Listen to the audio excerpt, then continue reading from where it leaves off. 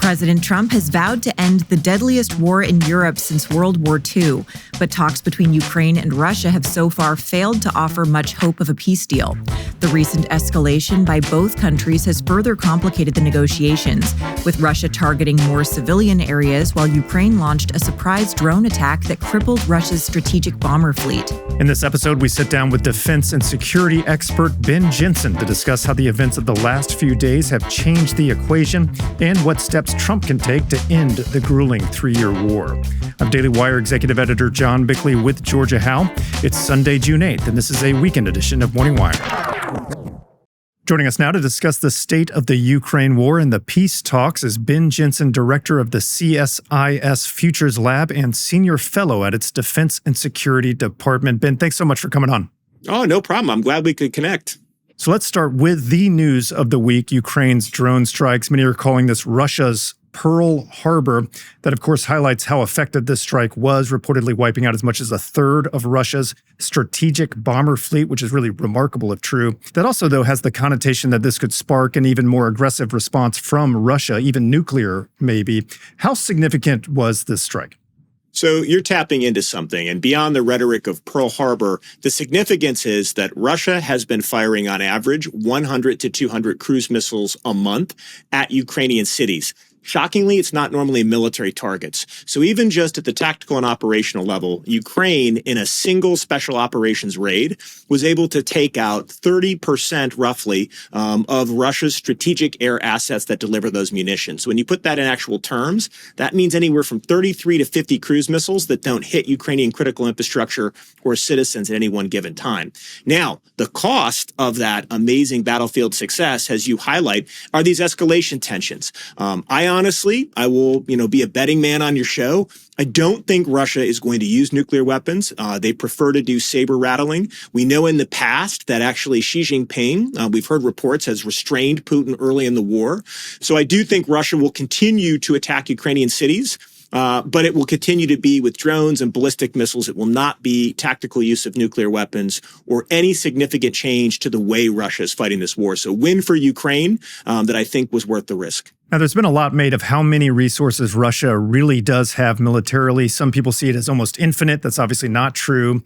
How much does this really hurt them? Are they eventually going to wear out here, or is that way too long-term a prospect to actually consider? You're really tapping into something important. Most predictions about this conflict haven't panned out the way anyone thought it would.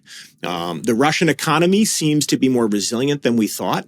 Russia seems to keep finding excess equipment to burn through. But I'll tell you two things that matter on this point. One of the reasons the Russian economy continues to generate the material resources that they put in the hands of young Russian men they send to frankly die like being slaughtered. You've seen these meat assaults. It's horrific. It's not the way you fight a thinking man's war. It's wave assaults. So what they've done essentially is benefit from China and Iran. So one of the things we don't talk enough about, and this is why sanctions really do matter. And frankly, the Biden administration was way too slow out the gate on these. You need to actually hit Russia hard enough where other authoritarian states can't keep Russia in the fight by supplying them resources. And Iran, separate from those strategic bombers, supplies the components for Shaheeds, the designs, and we've seen a 10 times increase in the number of domestically manufactured long-way attack drones that Russia is bombarding Ukrainian cities with. So if you have 100 to 200 cruise missiles a month, you just the other day had 472 attack drones in one 24-hour period. So that's why Russia stays in the fight. It's authoritarian friends and the fact that they've destroyed the Russian middle class because of the BS of planned economics and turned their country into basically North Korea in Europe. So they're able to sustain this fight. And the sad part is knocking out their strategic bombers won't disrupt that Shaheed equation or the ballistic missiles. So Ukraine has used surprise to generate psychological shock in the best tradition of maneuver warfare and special operations theory. But sadly, I think once the dust settles here, it does nothing to stop Russia's fundamental war plan. Grind down Ukraine on the front and then hold their citizens hostage through literally daily strikes with drones and ballistic missiles on Ukrainian cities that keep millions of people in basements across that country. So all this ties in obviously to the peace talks in general, but specifically we have some major conditions released this week from Putin. Would you unpack that for us? We've seen this develop over the course of the week. Was there any progress, no progress? How is Ukraine responding to the conditions Putin laid out? So I think one thing we always have to be mindful of is negotiations are always a two-level game, right? So there's the public-facing side of any negotiation, and then there's the private side.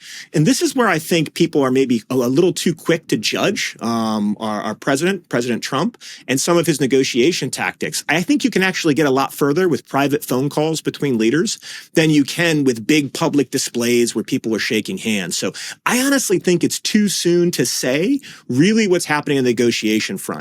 If we believe just the surface image, the negotiations aren't going anywhere. There's low-level delegations. They're dealing with like easy low-level issues, which are really important for the people who they affect. Prisoner swaps, if you're the poor Ukrainian that's in a Russian prison, you want to get out, right? So it's a big deal at that lower level, but it's not really looking like it's making any progress at a higher level. But I would just still caution people, don't discount how shuttle diplomacy, whether that's Witkoff or Rubio, flying to these different locations, using third parties like the Kingdom of Saudi Arabia, or even Erdogan himself, and then our president picking up the phone call and talking. I think there's maybe more going on behind the scenes than we realize, but history will tell us that. I'm glad you highlighted that we have this public posturing that's part of the plan with the Trump administration. This is part of how Trump operates. Again, like you said, public negotiations, but behind the scenes, that's what's important. Russia hasn't backed off on its demands for Ukraine. What do you think it will actually take for them to agree to peace? Yeah. I mean, I think this is the art of the deal as it meets geopolitics. And actually, we've been doing really interesting work on my lab on this. So we've actually surveyed about 40 different experts on the war to see where do they think each side would budge. What does the U.S. want? What does Russia want? What does Ukraine want? What do the Europeans want? And what we did that's novel is not only did we statistically analyze their responses, so you can look at the trade-offs, we actually used an AI. So number one, this is really fundamentally an issue about territory. And I think that it's going to be almost impossible, barring a collapse of the Russian military or Putin's regime, for Ukraine to leave this war without conceding some territory. And on the flip side of that, the challenge of that becomes that's political poison for President Zelensky and frankly for a lot of the Ukrainian people. So every inch of territory that he makes as a concession to end the war is almost his political fate in the future elections. And not just the future elections, the next one, because once martial law is lifted, Ukraine will have elections. It'll be political ramifications for years to come. So one of the major findings is the complexity of negotiations over territory. The other is that there's actually going to be a lot of technical devil in the details about what a post-war security force looks like. If I'm Ukraine, I don't buy that China's going to send peacekeepers and protect my territory. And if I'm the U.S. and I have these mineral concession deals, I certainly don't trust Chinese peacekeepers on top of titanium exports that I might be wanting to develop into larger joint businesses with the Ukrainians. So the composition of the force, the size of it, that's the technical details that behind the scenes stuff really push, and the public facing is really difficult to make sense of. What about Trump's role in all of this? What, if anything, can Trump do to at least speed up this process? You talked about more punitive sanctions. Is this the secondary sanction concept that's going to be the most effective? Yes, I think you hit the nail on the head. There's really two things that actually I think would really do this. But I think what has to happen beyond kind of the strategic communication aspect of gaining leverage in the negotiation is you have to hit the Russians where it hurt. They've already done that by lifting a lot of the long-range strike conditions and probably helping our European partners come to the same conclusion. So now a lot of those European munitions, not just U.S. munitions, can be used to hit behind the front lines.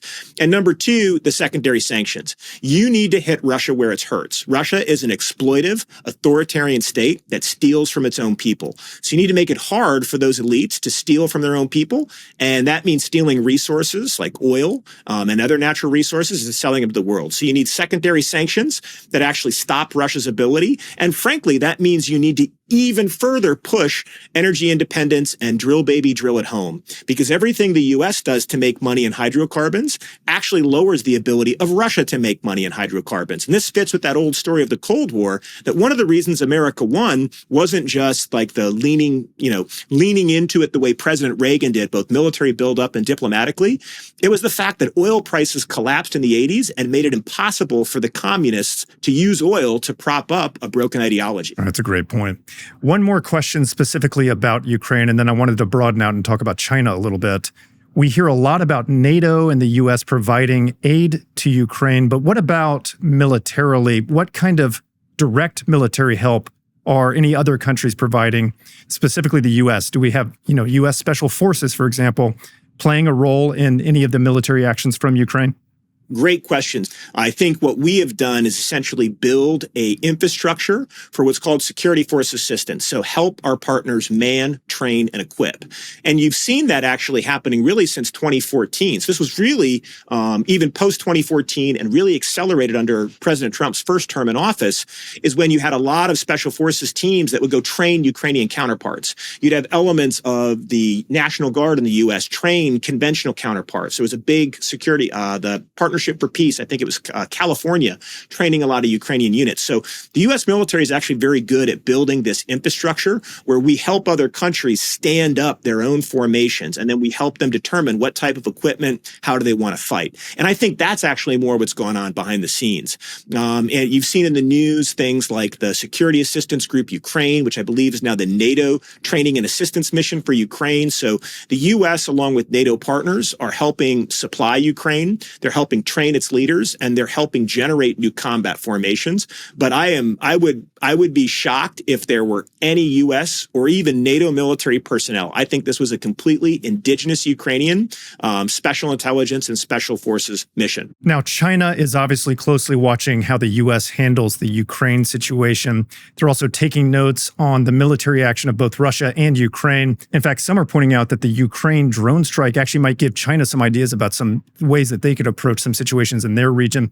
Do you think China is more or less likely now to take military action against Taiwan or other neighboring countries? So this is where there's a really healthy strategic debate. One camp is that China is going all in by 2027, right? There's the Davidson window. So anything that makes the U.S. weaker or demonstrates the U.S. is less likely to defend Taiwan, or U.S. partners, key partners like Japan, are willing to defend Taiwan, increases the probability that they execute that invasion. I lay that argument out because I don't subscribe to it. I think this actually does the opposite.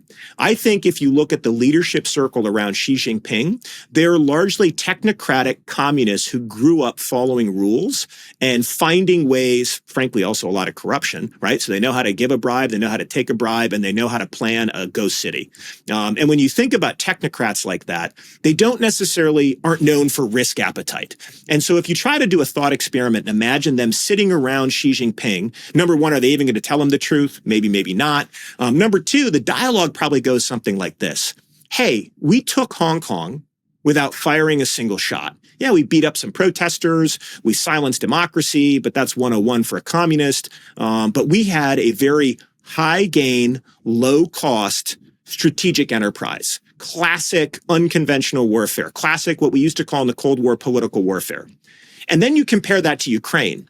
Hey, we've watched the military that we used to think was more effective than ours grind itself down, lose 30% of part of their triad, their strategic bombers, lose all of their modern military equipment, and basically throw itself into the economic status of North Korea to gain marginal territorial, and frankly, the territory Russia's gained is going to require hundreds of billions of dollars to rebuild because it's strewn with explosive ordnance. So if you compare those two, I still think rational decision-making matters. If I'm in that room, I'm telling Xi Jinping, hey, let's go for a Hong Kong and avoid Ukraine like the plague. Yeah, it makes sense. Now, final question, really large. You can go wherever you want with this.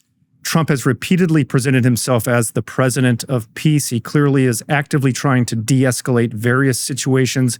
We have Ukraine, we have Gaza, we have China trying to head that off. We have Iran trying to hamper their nuclear growth. Do you think he's going to be successful from what you've seen from the administration so far? Is he going to do more winning than losing? What do you think? I think the president is headed to the poker table with not a great hand. So do I think he truly actually, I'm going to believe him at his words. I think he actually really does want to solve these conflicts. And I don't think it's for the reasons you get in some media outlets where it's vanity. He wants a Nobel Peace Prize. I actually going to believe the man at his words, that he actually genuinely doesn't like the idea. And you hear this in the language. His language isn't crafted for spin in some cases. It's more crafted about he feels deeply when people are dying for no good reason. And so I think he genuinely wants to end these conflicts. I think there are structural conditions that are set up that make that very difficult. I'm not doubting he could do it, but I think it's going to take a lot of things. So whether you think about Gaza and you've seen the difficulty ending that conflict, you've seen him really try to reach out to the Iranians. I don't trust them. And frankly, Russia is trying to wait for the opportune moment to continue its summer offensive. So I think he wants to, but I think the deck is stacked against him. And if I was sitting next to him and Secretary Rubio and others, I would say we need a plan B. And we're going to continue negotiating, but how do we start to mobilize resources that don't drain the U.S. economy and be prepared for a much darker strategic horizon in the next 18 months? Well, as you've laid out, a very, very complicated set of challenges for these peace goals, and things don't appear to be getting any easier anytime soon. Ben, thank you so much for talking with us. Yeah, thanks for having me. That was Ben Jensen, director of CSIS Futures Lab, and this has been a weekend edition of Morning Wire.